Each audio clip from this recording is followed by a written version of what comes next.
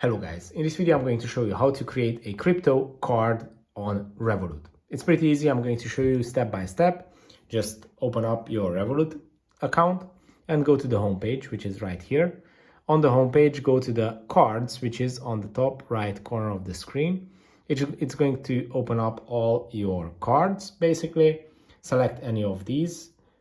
And when you open up your card, go to settings, which is on the right side of the screen. And here you need the first option, which is spend from.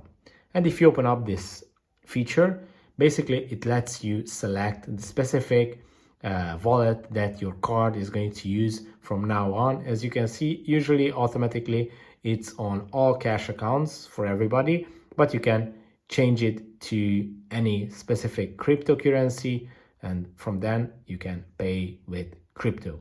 It's basically pretty easy. I hope this video was helpful for you. If it was, please consider sending a super thanks donation.